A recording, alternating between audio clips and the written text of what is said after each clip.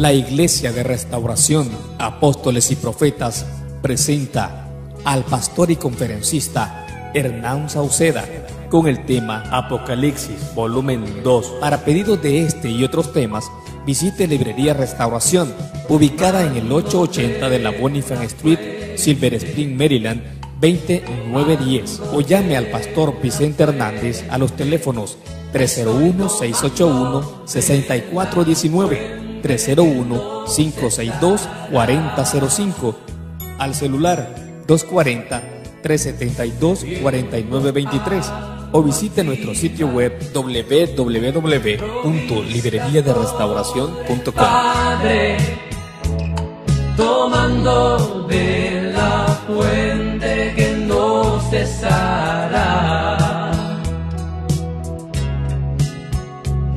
esa fuente de que estoy hablando.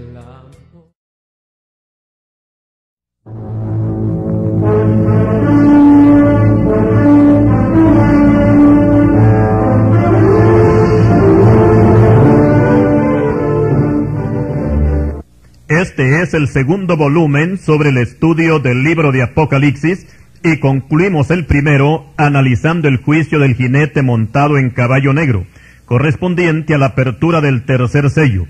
Ahora vamos a entrar al siguiente juicio y citamos: Cuando abrió el cuarto sello, oí la voz del cuarto ser viviente que decía: ven y mira.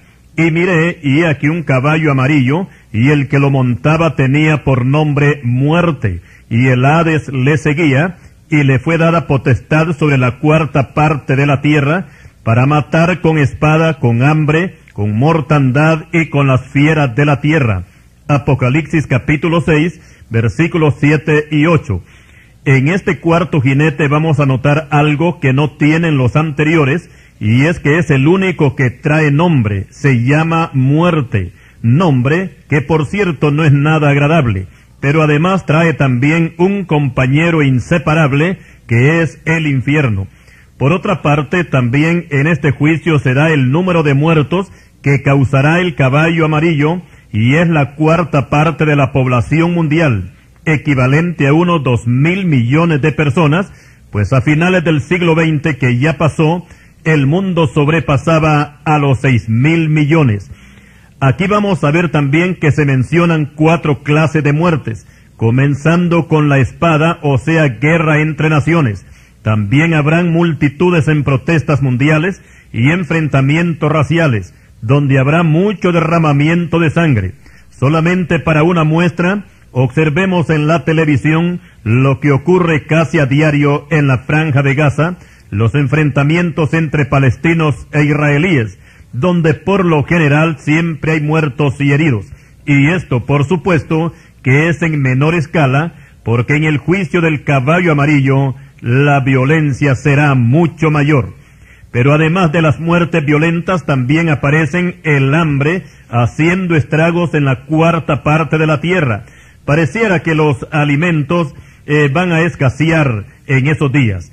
El Señor Jesucristo profetizó que en el tiempo cercano a su venida, cuando la tribulación esté en su apogeo, una de las señales importantes será el hambre. Mateo 24:7. Por ejemplo, la nación de la India, que figura entre las 8 naciones en el mundo que posee armamento nuclear, sin embargo, es donde el hambre se ha dejado sentir con más fuerza en estas últimas décadas.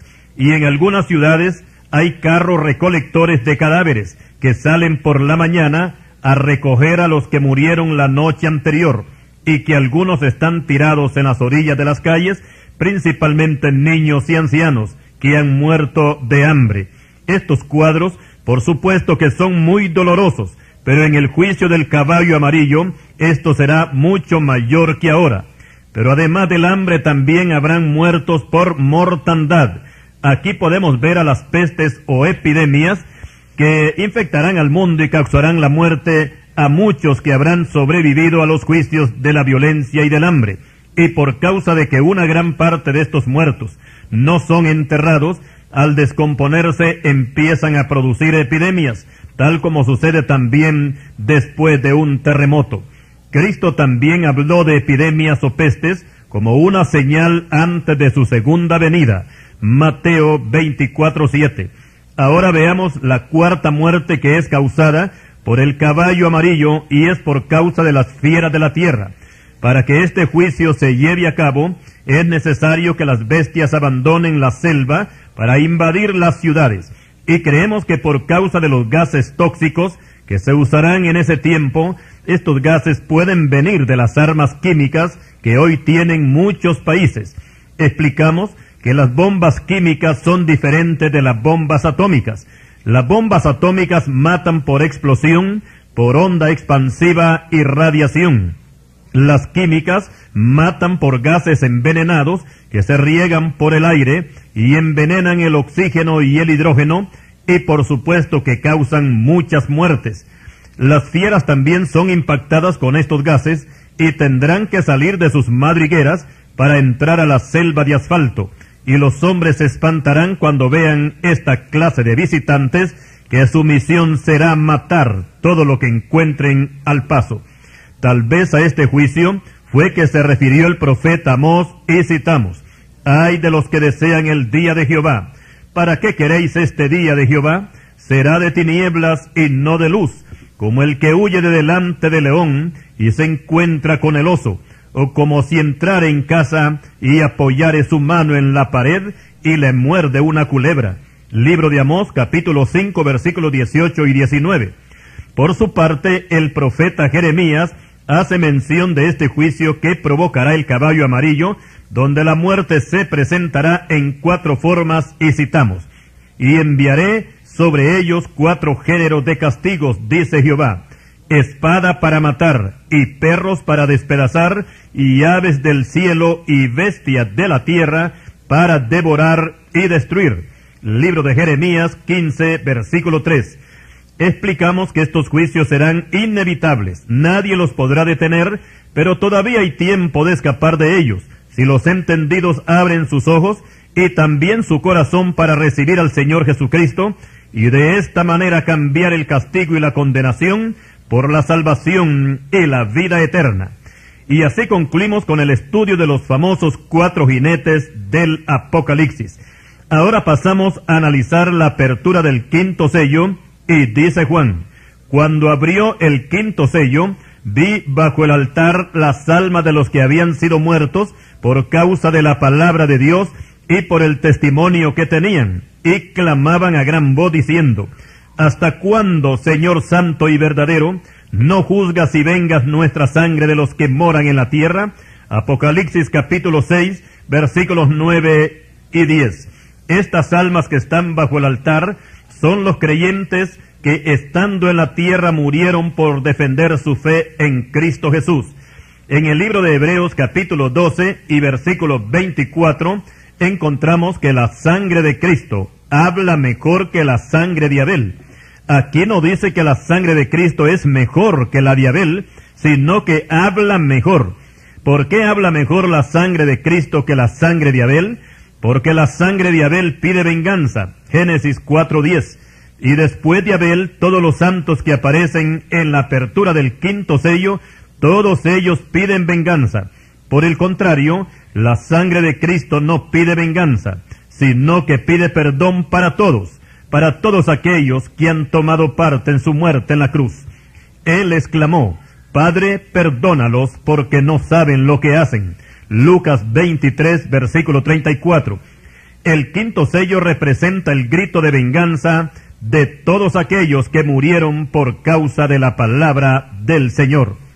Ahora pasamos a analizar la apertura del 6º sello, y dice el apóstol Juan: «Miré cuando abrió el 6º sello, y he aquí hubo un gran terremoto, y el sol se puso negro como tela de silicio, y la luna se volvió toda como sangre, y las estrellas del cielo cayeron sobre la tierra, como la higuera deja caer sus higos cuando es sacudida por un fuerte viento».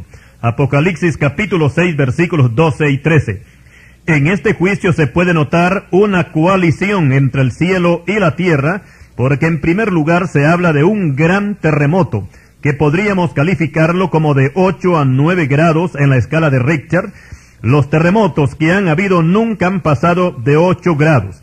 El que ocurrió en El Salvador el sábado 13 de enero del año 2001 a las 11:35 de la mañana causó la muerte a más de 700 personas y fue de 7.8 grados en la escala de Richter.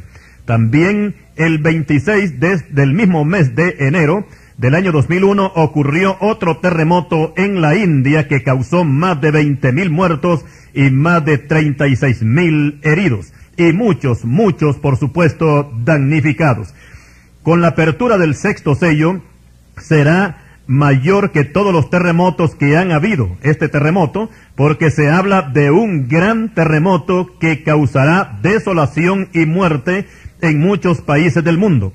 Pero además de este terremoto, que es producto del juicio del sexto sello, también toman parte los cuerpos celestes, ya que el sol se pondrá negro, la luna se volverá roja como la sangre, y las estrellas caerán del cielo a la tierra. Explicamos que la tierra está cubierta por una atmósfera que tiene una longitud de 1000 kilómetros, y nos protege de los cuerpos extraños que vuelan por el espacio, como ser los meteoritos, aerolitos, cometas, etc.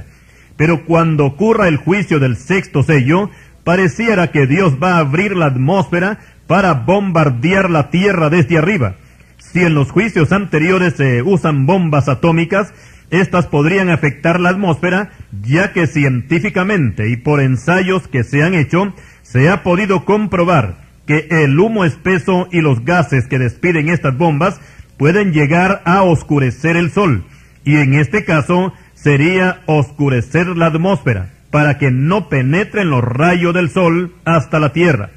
Explicamos que el sol está a una distancia de la Tierra de 150 millones de kilómetros, mientras que la Luna, que solamente la tenemos a una distancia de 384.000 kilómetros de la Tierra, esta tomaría un color rojo como color de sangre, por causa de explosiones nucleares. Por otra parte, Dios puede usar también el método que usó en los tiempos pasados. Por ejemplo, cuando atacó a los ejércitos de Sísara, que peleaban en contra de Israel al mando de Débora y Barak. Dice la Escritura: desde los cielos pelearon las estrellas, desde sus órbitas pelearon contra Sísara. Libro de Jueces, capítulo 5, versículo 20. Y lo mismo había sucedido anteriormente, cuando Josué peleaba contra 5 reyes amorreos, que Dios no solamente detuvo el sol en el espacio, sino que también lanzó desde el cielo grandes piedras de granizo, y fueron más los muertos por estas piedras que los que murieron a espada. Libro de Josué, capítulo 10, versículos 11 al 13. Por eso no sería raro que el Señor usara también esos mismos elementos para el juicio del sexto sello. La única diferencia sería que en aquel tiempo el juicio fue solamente para los enemigos de Israel, pero aquí sería para todo el mundo.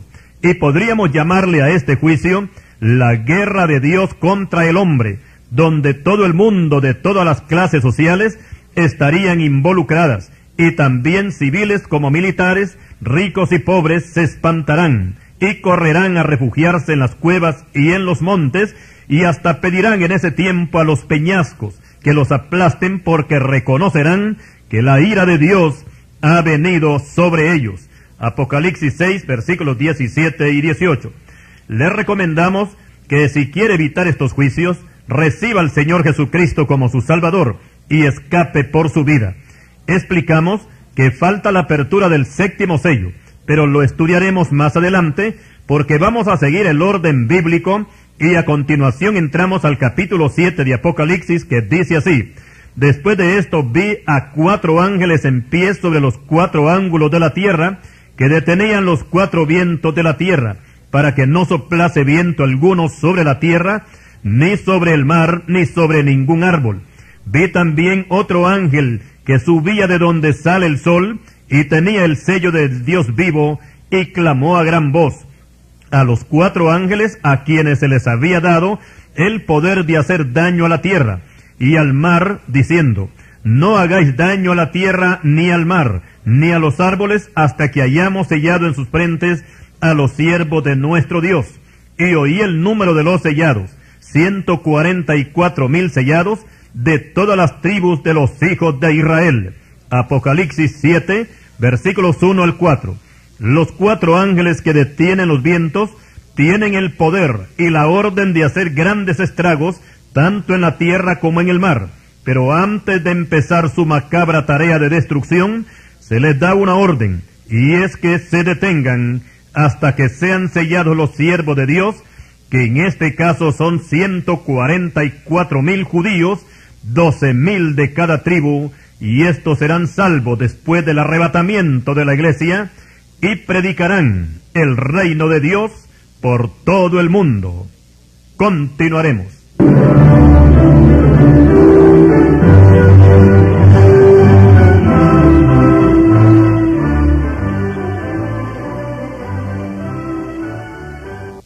Anteriormente mencionábamos a los 144,000 sellados, y que todos ellos serán judíos, 12,000 de cada tribu de los hijos de Israel. Apocalipsis 7, versículos 4 al 8. Pero en la lista de estas 12 tribus notamos que falta una, y es la tribu de Dan, y en su lugar aparece Manasés, el hijo de José. Según la opinión de algunos estudiosos de la profecía apocalíptica, la razón por la cual Dan ha sido excluido es que de esta tribu saldrá el anticristo, y hay una base en la Biblia para pensar que esto puede ser así, y es con respecto a la profecía que dio Jacob acerca de sus hijos antes de morir. Y vamos a citar esta profecía: Dan juzgará a su pueblo como una de las tribus de Israel. Será Dan serpiente junto al camino, víbora junto a la senda, que muerde los talones del caballo y hace caer hacia atrás al jinete. Génesis 49, versículos 16 y 17. Aquí Dan es comparado con una serpiente, y ya todos conocemos que la serpiente es un tipo del diablo, y el anticristo será conocido como el hijo de Satanás, que hará el papel de una serpiente, y con su astucia engañará al mundo en el inicio de su gobierno, y hará un pacto con la nación de Israel, y al final los judíos se darán cuenta que han sido traicionados, y anularán el pacto que habían contraído con él. El profeta Isaías lo describe de esta manera: y será anulado vuestro pacto con la muerte, y vuestro convenio con el Seol no será firme. Cuando pase el turbión del azote, seréis de él pisoteados. Libro de Isaías, capítulo 28, versículo 18. Por esto creemos que la profecía de Jacob es encaminada a un futuro dictador mundial, que será un judío de la tribu de Dan, y por esa razón es excluida de la lista de los 144,000 que serán sellados con el sello de Dios. A continuación, el apóstol Juan ve en el cielo una multitud de gente salva con vestidos blancos y con palmas en las manos, y que son personas de todas las naciones del mundo que han entregado sus vidas por Cristo, y han salido de la gran tribulación, y han lavado sus ropas y las han emblanquecido con la sangre del Cordero. Apocalipsis 7:14. Aquí vemos la gran misericordia de Dios, que aún en medio de sus juicios, Él extiende su mano para salvar, como dice Isaías 59, versículo 1. Ahora pasamos al capítulo 8 de Apocalipsis, y vamos a enlazar de nuevo con la apertura de los sellos, ya que faltaba el último, el número 7, y citamos: cuando abrió el 7º sello, se hizo silencio en el cielo como por media hora. Apocalipsis 8:1. Este silencio puede significar una pausa por los juicios anteriores. Aquí todo el universo se pone en calma, y algunos se preguntan que cómo es posible que se decrete en el cielo un silencio como de media hora, cuando allí la alabanza es continua, según Apocalipsis 4:8.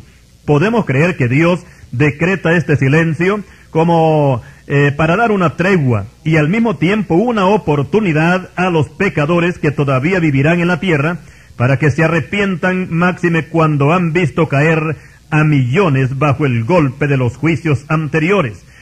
Porque después de este silencio aparecen los portadores de los siguientes juicios, y dice Juan: y vi a los 7 ángeles que estaban de pie ante Dios, y se les dieron 7 trompetas. Apocalipsis 8, versículo 2.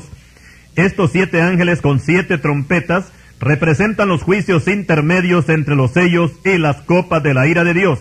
Pero antes que los ángeles empiecen a sonar las trompetas, Otro ángel viene y se para ante el altar con un incensario de oro, y se le dio mucho incienso para añadirlo a las oraciones de los santos. Luego este incensario es lleno del fuego del altar, y fue arrojado a la tierra, y hubo truenos, y voces, y relámpagos, y un terremoto. Con esto nos damos cuenta que nuestras oraciones suben de la tierra al cielo, pero llegará el día cuando Dios las devolverá del cielo a la tierra, como castigo para los impíos. Esto quiere decir que las oraciones son una bendición para los que oran, pero una maldición para los que nunca han orado. Ahora, con respecto al terremoto, la Biblia no dice dónde tendrá su epicentro. Lo que sí sabemos es que va a sacudir a toda la tierra, pero no todos morirán, porque Dios los va a ir enjuiciando poco a poco con los juicios restantes.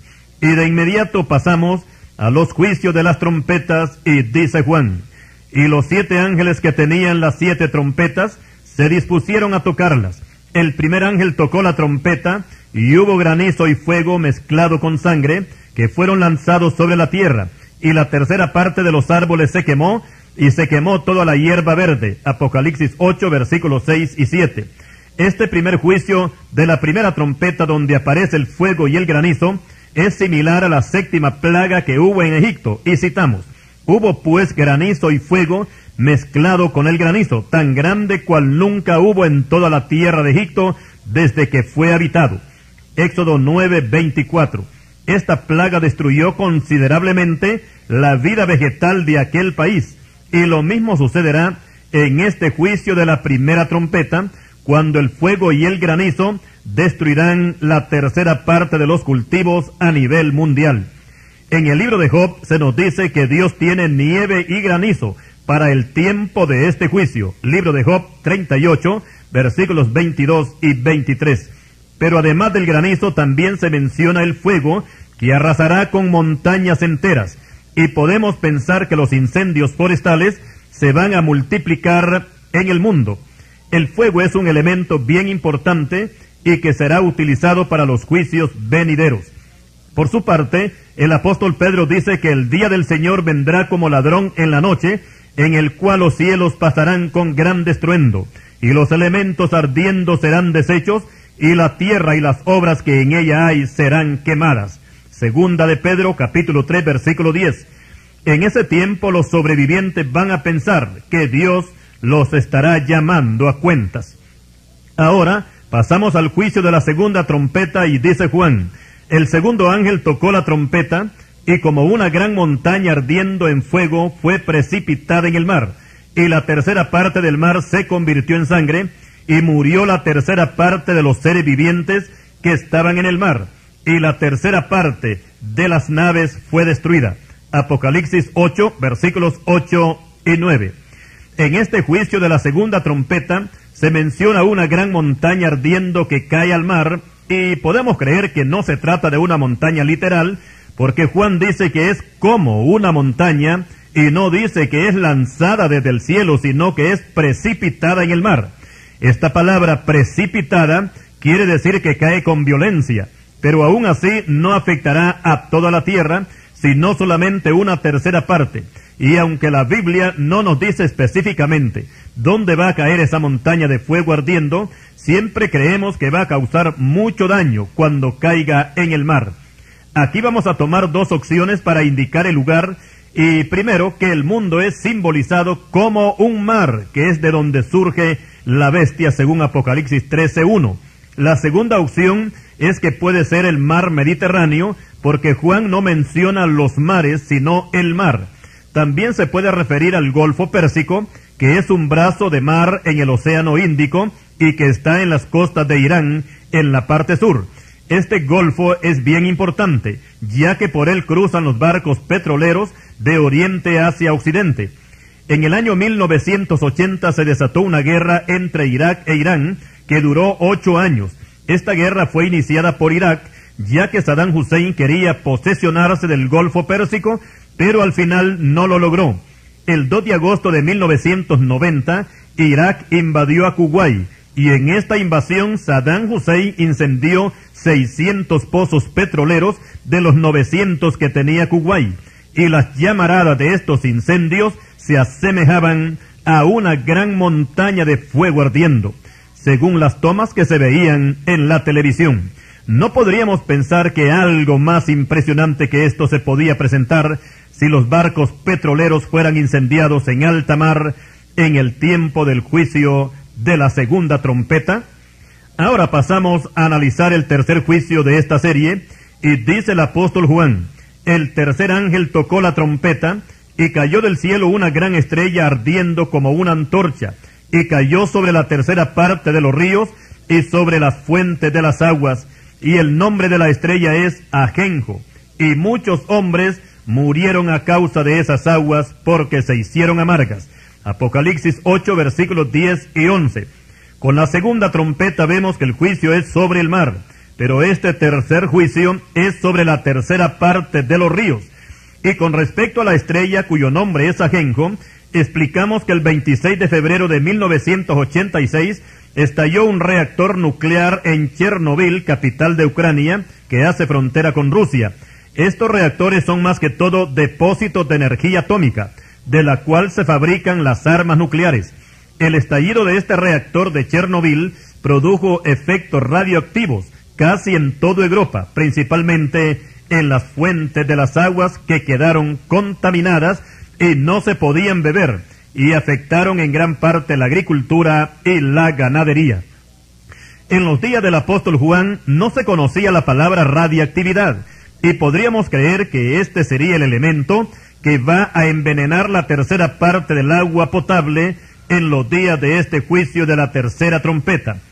Explicamos que el nombre Chernobyl es una palabra hebrea que traducida al español quiere decir ajenjo, y ese es el nombre de la estrella que cae y que amargará las aguas. Ahora pasamos al siguiente juicio y leemos: el cuarto ángel tocó la trompeta, y fue herida la tercera parte del sol, y la tercera parte de la luna, y la tercera parte de las estrellas, para que se oscureciese la tercera parte de ellas, y no hubiera luz en la tercera parte del día, y asimismo de la noche. Y miré y oí a un ángel volar por en medio del cielo, diciendo a gran voz: ¡ay, ay, ay! De los que moran en la tierra, a causa de los otros toques de trompeta que están para sonar los tres ángeles. Podíamos llamar a este juicio el tiempo de la semioscuridad, o sea que no será de día ni será de noche. Anteriormente hemos mencionado guerras entre naciones y explosiones de armas atómicas, y todo esto hará que la atmósfera se vuelva muy espesa, y posiblemente esto hará que los astros pierdan la tercera parte de su luz. Tal vez a este juicio fue que se refirió el profeta Amós, y citamos: acontecerá en aquel día que haré que se ponga el sol a mediodía y cubriré de tinieblas en el día claro. Amós capítulo 8 versículo 9. En este juicio de la cuarta trompeta, la tierra va a sufrir algunos cambios en lo que toca a la duración del día y de la noche, porque si se va a oscurecer la tercera parte de la tierra, eso quiere decir que las noches ya no serán de 12 horas, posiblemente lleguen hasta 16 horas, y por consiguiente los días serán acortados y no tendrían las 12 horas como comúnmente se conocen. El Señor Jesucristo también mencionó estos días cortos como parte de los juicios en los días de la gran tribulación, y citamos: y si aquellos días no fueran acortados, nadie sería salvo, mas por causa de los escogidos, aquellos días serán acortados. Mateo 24, versículo 22. Estos escogidos que habla el Señor, se trata de los judíos que para ese tiempo estarán pasando una prueba muy dura. Y después del juicio de la cuarta trompeta, sigue diciendo el apóstol Juan que vio un ángel volando y gritando a gran voz, pero su grito no es para consolar a los desesperados pecadores, sino para anunciarles que se preparen, porque vienen 3 ayes de dolor que corresponden a la quinta, sexta y séptima trompeta. Recordemos que los juicios anteriores son sobre los árboles, sobre el mar, sobre los ríos, sobre el sol, la luna y las estrellas. Pero los 3 ayes que faltan y que corresponden a las 3 últimas trompetas, estos juicios vienen directamente contra el hombre. Continuaremos. Y continuando con los juicios de las trompetas, vamos a analizar la número 5 y dice Juan: el quinto ángel tocó la trompeta y vi una estrella que cayó del cielo a la tierra, y se le dio la llave del pozo del abismo, y abrió el pozo del abismo, y subió humo del pozo como humo de un gran horno, y se oscureció el sol y el aire por el humo del pozo, y del humo salieron langostas sobre la tierra, y se les dio poder como tienen poder los escorpiones de la tierra. Apocalipsis capítulo 9 versículos 1 al 3. Aquí podemos ver a una gran cantidad de criaturas infernales como los protagonistas de este juicio. Juan dice que vio una estrella caer del cielo a la tierra. Algunos opinan que aquí no se trata de una estrella literal, sino más bien de un personaje celestial. Otros estudiosos de la profecía creen que esta estrella es Satanás, a quien se le da la llave del pozo del abismo, ya que Cristo lo vio caer del cielo como un rayo. Lucas 10, versículo 18. Pero nuestra opinión es que esta estrella no se trata de Satanás, porque a ningún criminal convicto se le puede confiar la llave de la cárcel.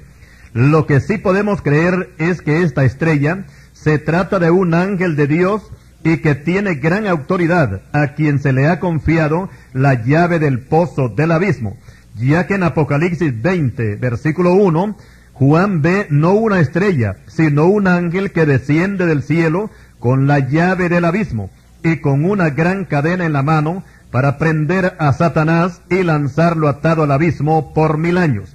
De esto hablaremos más adelante. Como podemos ver, aquí hay similitud en estos dos pasajes, y podíamos identificar tanto la estrella que cae del cielo de Apocalipsis capítulo 9, versículo 1, con el ángel que desciende con la llave del pozo del abismo de Apocalipsis 21, como el mismo personaje. Explicamos que el pozo del abismo en la Biblia inglesa se traduce como abismo sin fondo, y aclaramos que el abismo es un lugar exclusivo que sirve de cárcel para los demonios, y es considerado como un lugar muy tenebroso, y que los demonios se espantan con solo mencionar ese nombre. Los que estaban en el Gadareno le rogaban al Señor que no los mandase ir al abismo. Lucas 8:31. En ese abismo es donde Satanás será lanzado atado con cadenas, y allí permanecerá por 1000 años. Apocalipsis 23. Algunas traducciones bíblicas mencionan al abismo como prisiones de oscuridad, abismos de tinieblas, cavernas tenebrosas, fosos de tinieblas, cadenas de oscuridad, cárceles tenebrosas, etc. Ahora pasamos a analizar a las trompetas que vio el apóstol Juan, a quien se le dio poder como tienen los escorpiones de la tierra. Por la descripción que se hace, no pueden ser langostas comunes, porque éstas atacan y arrasan principalmente con los cultivos y toda la vegetación, tal como las encontramos como una de las plagas que cayeron sobre Egipto. Es Éxodo capítulo 10 versículos 14 y 15. Pero las que aparecen en el juicio de la quinta trompeta, a estas se les prohíbe que hagan daño a la naturaleza vegetal y que dañen solamente al hombre, y todos los que no tengan el sello de Dios en sus frentes. Apocalipsis 9:4. Por otra parte, las langostas comunes no tienen rey, dice Proverbios 30:27. Pero estas que salen del pozo del abismo sí tienen, y el nombre de este rey en hebreo es Abadón, y en griego Apolión. En el libro de Job aparece el Abadón como el nombre que tiene el infierno. Job capítulo 26 versículo 6. Sin embargo, en Apocalipsis 9:11 aparece no como un lugar de tormento, sino que es el nombre de un personaje infernal cuyo significado es destructor. Y ahora vamos a describir a las langostas que son dirigidas por este ángel del abismo. Y en primer lugar se nota que tienen entendimiento, porque pueden recibir órdenes para que no dañen a la naturaleza vegetal, sino únicamente a las personas que no tengan el sello de Dios en sus frentes. Con esto nos damos cuenta que los demonios bien conocen quién es un verdadero hijo de Dios y quién no lo es. Y es que los demonios no pueden tocar a un creyente que es fiel a Cristo, tal como lo dice Primera de Juan 5:18, que todo aquel que es nacido de Dios no practica el pecado, porque Dios le guarda y el maligno no le toca, salvo que sea con el permiso de Dios para someterlo a una prueba, como sucedió en el caso de Job. Libro de Job, capítulo 2, versículos 6 y 7. Y volviendo a las langostas infernales, su trabajo no consistirá en matar a los hombres, sino atormentarlos por 5 meses. El aspecto de estas langostas era semejante a caballos preparados para la guerra. Y esto quiere decir que en este juicio los demonios van a desatar una guerra despiadada en contra de toda la raza humana, y aquí tienen que ir incluidas todas las clases sociales del mundo. Recordemos que Dios, así como no hace acepción de personas para salvar, tampoco hace acepción de personas para castigar.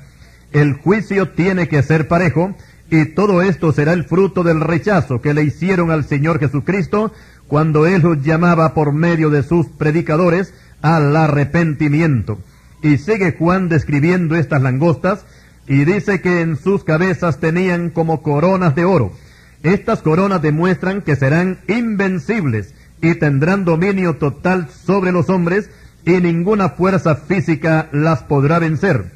Acordémonos del primer jinete montado en caballo blanco, a quien además de un arco también se le dio una corona, y salió venciendo y para vencer. Este jinete con esa corona es tipo del anticristo, de lo cual ya hablamos anteriormente. Apocalipsis 6:2. Las caras de las langostas eran como caras humanas. Esto demuestra que poseerán inteligencia y posiblemente se transformarán en humanoides, y la gente se espantará cuando contemple a estos seres demoníacos que son totalmente diferentes a los seres humanos. Tenían cabello como cabello de mujer. Explicamos que los demonios no son hombres ni son mujeres. Ahora que el cabello largo en un hombre es una vergüenza, dice 1 Corintios 11:14. Pero el cabello largo en una mujer es algo que la embellece, 1 Corintios 11:15. Pero cabello largo como de mujer en un demonio es algo que espanta. Sus dientes eran como dientes de leones. Esto quiere decir que la fiereza con que actuarán será como algo que nunca se ha visto. Recordemos que los demonios no usan de compasión para nadie. Sus principales objetivos son matar y destruir. Solamente tenemos que acordarnos del Gadareno. Tenían corazas también como corazas de hierro. Esto quiere decir que ningún mecanismo humano las podrá detener. Solamente podrían hacerle frente a estas corazas los que tuvieren la coraza de justicia y toda la armadura de Dios con ellos, como dice Pablo en Efesios 6, versículos 11 al 17. Pero los que tengan esta clase de armadura no estarán en la tierra para el tiempo de ese juicio, porque habremos volado mucho antes con el Señor en el arrebatamiento. Y sigue diciendo Juan que estas langostas tenían colas como de escorpiones, y también tenían aguijones, y en sus colas tenían poder para dañar a los hombres durante 5 meses. Por supuesto que este cuadro de las langostas demoníacas y destructoras no es nada agradable, pero la gente tendrá que soportarlas, y algunos hasta serán presa de la locura, tal como reza la sentencia divina, y citamos: y vas a enloquecer a causa de lo que verás con tus ojos. Deuteronomios 28:34. Y Juan nos dice que por causa de este juicio, los hombres buscarán la muerte, pero Dios no les va a permitir que mueran. Apocalipsis 9:6. En este tiempo Satanás está abarrotando el cine y la televisión con películas de terror, donde aparecen escenas muy espeluznantes, donde se observan macabros asesinatos, satanismo y pornografía en una forma bien exagerada. Pero explicamos que ninguna película de terror podrá superar al juicio de la quinta trompeta, porque todos sabemos que las películas solamente se ven en las pantallas, y además de eso no las ve toda la gente. Pero los juicios de Dios, todos los moradores de la tierra tendrán que sentirlos en carne viva, y aquí sí que nadie podrá escapar. El Señor dice que Él guardará a su iglesia de la hora de la prueba que ha de venir sobre el mundo entero, para probar a los que moran sobre la tierra. Apocalipsis 3:10. Todos deben de saber que los que desprecian a Cristo y su sacrificio, que Él hizo en la cruz, tendrán que pagar un alto precio de sufrimiento y por último la condenación eterna en el lago de fuego. O como lo expresara mejor el predicador inglés Carlos Spurgeon, y citamos sus palabras: Dios los invitó a su gran banquete celestial, pero ellos le rechazaron, le despreciaron, se burlaron y le ofendieron. Ahora Dios no los va a invitar, sino que los va a arrastrar hasta el trono de su juicio para que paguen el precio de su indiferencia, porque Dios no puede ser burlado. Y así terminamos con el primer ay correspondiente al juicio de la quinta trompeta. Ahora pasamos al segundo ay, y sigue diciendo el apóstol Juan: el sexto ángel tocó la trompeta, y oí una voz de entre los cuatro cuernos del altar de oro que estaba delante de Dios, diciendo al sexto ángel que tenía la trompeta: desata a los cuatro ángeles que están atados junto al gran río Éufrates. Y fueron desatados los cuatro ángeles que estaban preparados para la hora, día, mes y año, a fin de matar a la tercera parte de los hombres, y el número de los ejércitos de los jinetes era 200 millones. Yo oí su número. Apocalipsis 9, versículos 14 y 15.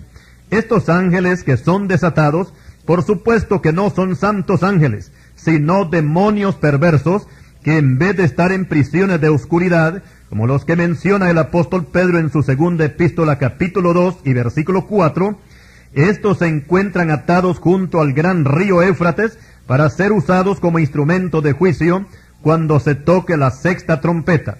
Aquí se vislumbra un ataque bastante violento de parte de estos seres infernales en contra de la humanidad, los cuales van a realizar su macabra tarea de destrucción y muerte. Y tal parece que este juicio es la continuación del anterior, con la diferencia que en la quinta trompeta se mencionan las langostas y aquí se mencionan los caballos, pero ambos tienen poder para atormentar y matar, principalmente con las colas, que son semejantes a serpientes y como colas de escorpiones. Los caballos aparecen también con poder en sus bocas.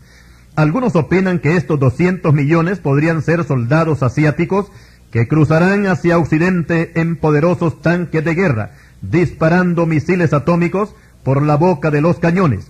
Juan menciona 3 elementos que se usarán en este juicio, como ser el fuego, el humo y el azufre. Apocalipsis 9:18.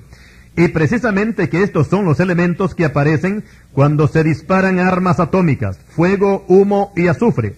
Pero también no se puede descartar que sea un juicio directo en forma sobrenatural, como sucedió con la destrucción de Sodoma y Gomorra, donde Dios usó también estos mismos 3 elementos sin intervención humana. Génesis 19, versículos 24 al 28.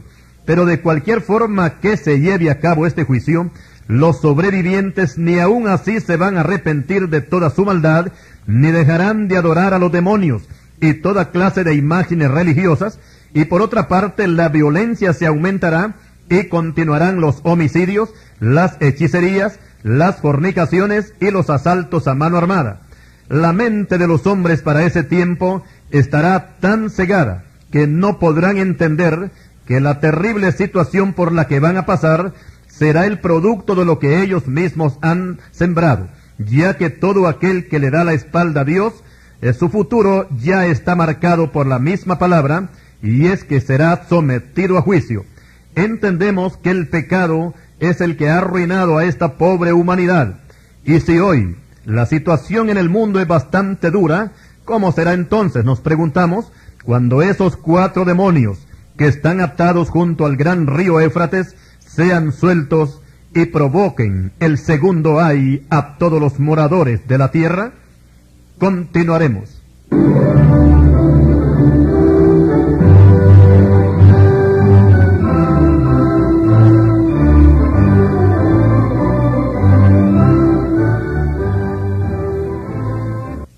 Y siguiendo con el estudio de Apocalipsis, ahora entramos al capítulo 10, que dice así: vi descender del cielo a otro ángel fuerte, con el arco iris sobre su cabeza, y su rostro era como el sol, y sus pies como columnas de fuego.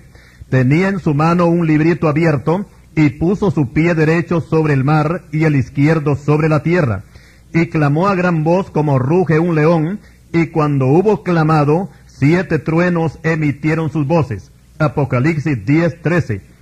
Hemos podido notar que las revelaciones anteriores Juan las describe estando en el cielo, en el Espíritu, pero ya en este capítulo 10 pareciera que el apóstol ha regresado en el Espíritu y desde Patmos recibe las siguientes revelaciones, ya que el capítulo 10 comienza diciendo: vi descender del cielo, dando a entender que él se encuentra en la tierra.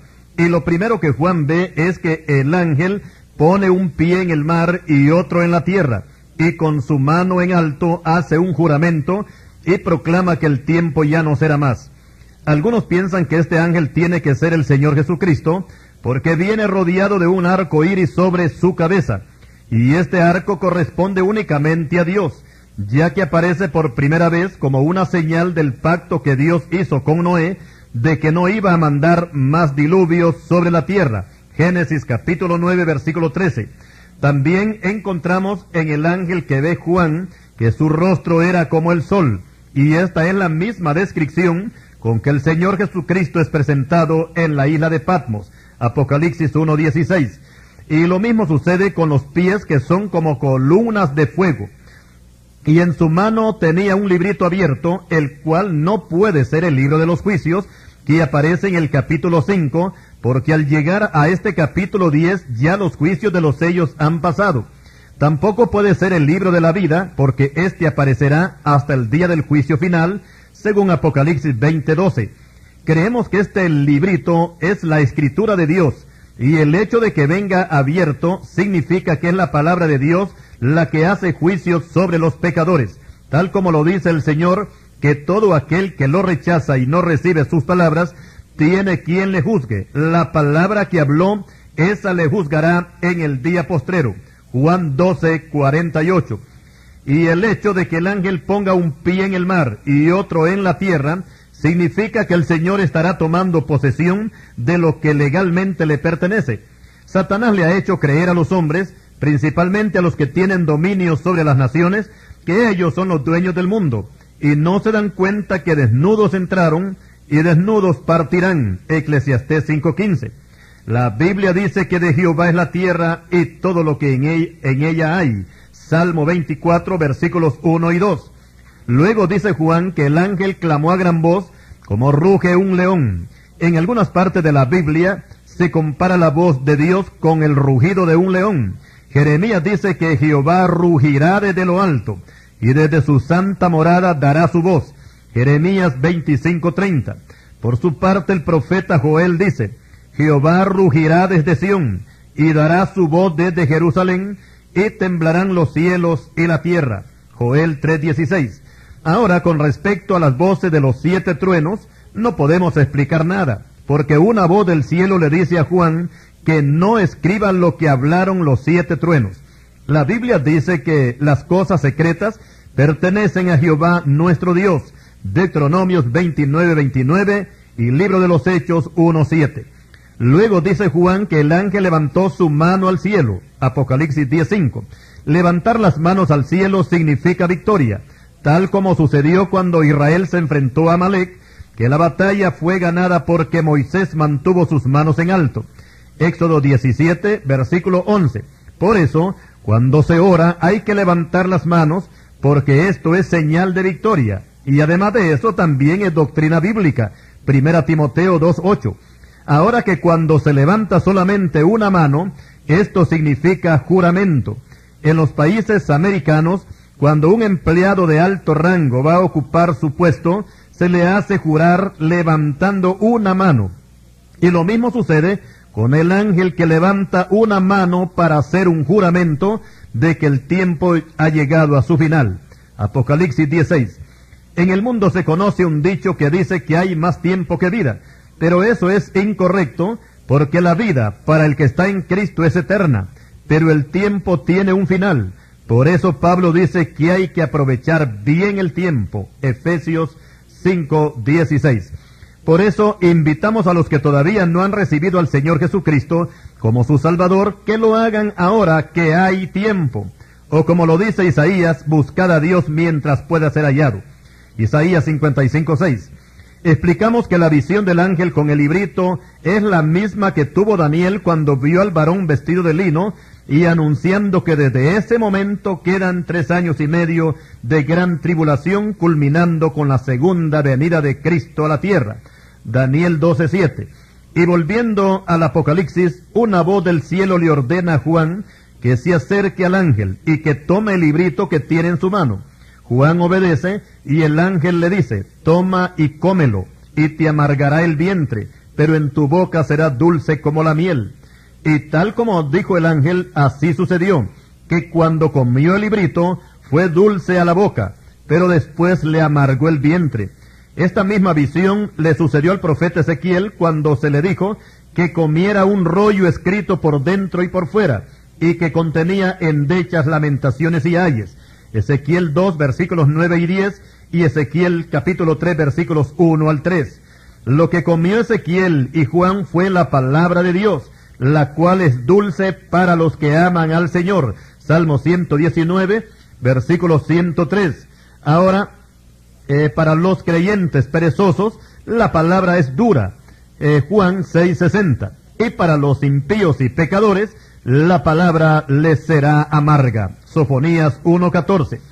Y para terminar con este capítulo 10 de Apocalipsis, el apóstol Juan recibe una orden de parte del ángel y le dice que es necesario que profetice otra vez sobre muchos pueblos, naciones y lenguas y reyes. Apocalipsis 10, versículo 11. Esto de predicar de nuevo significa que Dios va a extender su misericordia en medio de la gran tribulación para todos los que quieran salvarse, porque al llegar a este pasaje que estamos estudiando, a la bestia no se le ha permitido poner su marca mortal, porque eso va a ocurrir cuando entremos al capítulo 13. Y con respecto a la orden de profetizar sobre muchos pueblos, aquí la palabra pueblo significa predicar a todas las culturas. Sobre naciones significa a todas las razas. Sobre toda lengua significa predicar en todos los idiomas y dialectos. Sobre reyes significa predicarle a todos los gobernantes del mundo sin excepción, porque estos también tienen que ser evangelizados y para su propio bien les conviene que atiendan el mensaje de Dios, porque de lo contrario, el Señor Jesucristo los va a golpear fuertemente con vara de hierro y como vasija de alfarero los hará pedazos cuando haga su entrada triunfal en su segunda venida, dice el Salmo capítulo 2, versículo 9. Recordemos que Dios ama, pero cuando se trata de castigar, la Biblia dice que es cosa horrible caer en sus manos. Hebreos 10:31. A continuación, pasamos al capítulo 11 con 3 temas importantes: la construcción del templo, los 2 testigos y el toque de la 7ª trompeta. Y vamos a leer Apocalipsis capítulo 11, versículos 1 y 2, que dice así: Entonces me fue dada una caña semejante a una vara de medir, y se me dijo: Levántate y mide el templo de Dios, y el altar, y a los que adoran en él. Pero el patio que está fuera del templo, déjalo aparte y no lo midas, porque ha sido entregado a los gentiles, y ellos hollarán la ciudad santa 42 meses. Explicamos que la caña es una medida de longitud que hoy no se usa, pero tiene un equivalente a 3 metros. Y con respecto a la visión, pareciera que fue la misma que tuvo el profeta Ezequiel, según se narra en los capítulos 40 al 43 de su libro, ya que aquí se habla de las dimensiones y la forma de construcción del templo en Jerusalén. Y creemos que este será un templo que se construirá en el futuro, porque para el tiempo de la visión de Ezequiel, el templo de Salomón ya había sido destruido por Nabucodonosor. Después de los 70 años de cautividad en Babilonia, se construyó el segundo templo, el cual fue profanado y dañado en su construcción muchas veces, principalmente por el rey sirio Antíoco Epífanes, a quien Judas Macabeo le hizo la guerra y lo expulsó de Jerusalén. Cuando entramos al Nuevo Testamento encontramos este mismo templo, que había sido reconstruido por los judíos con la ayuda de Herodes, y este trabajo de reconstrucción había durado 46 años, Juan 2:20. Este segundo templo fue destruido por Tito, el general romano, en el año 70 de la era cristiana. Y ahora hablaremos del tercer templo, que será el que profanará la bestia, como nos dice el apóstol Pablo en 2 Tesalonicenses 2:4. Pero como ya todos tenemos conocimiento que en la actualidad Jerusalén no tiene templo, pero los judíos ortodoxos desde hace años están empeñados en construir uno, nada más que hay un problema, y es que donde se piensa construir el templo de los judíos, ese lugar está ocupado por un templo musulmán que pertenece a los árabes, y este templo pagano es conocido como la Mezquita de Omar y también la Cúpula de la Roca, y es muy venerado por los musulmanes.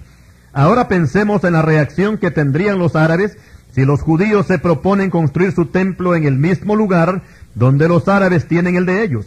Esto quiere decir que el templo pagano sería derribado, y todo es posible si está dentro de los planes de Dios.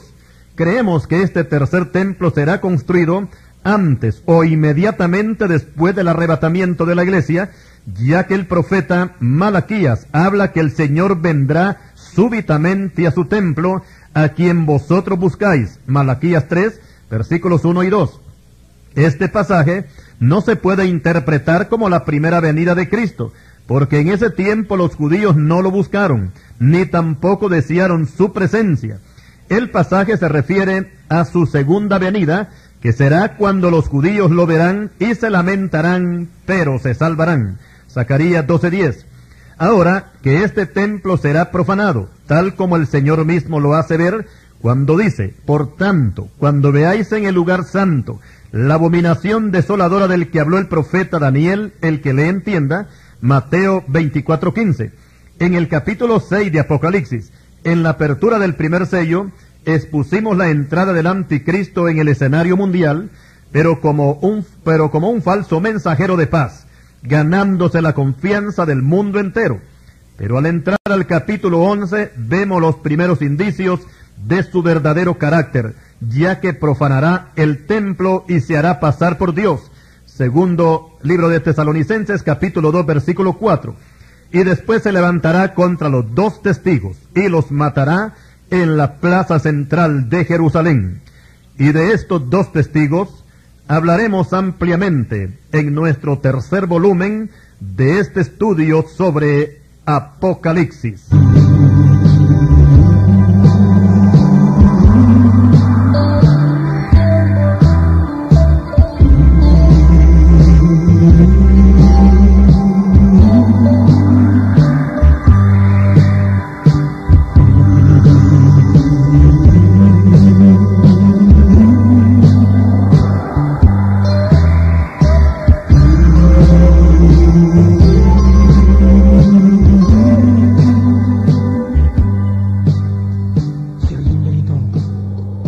Un lamento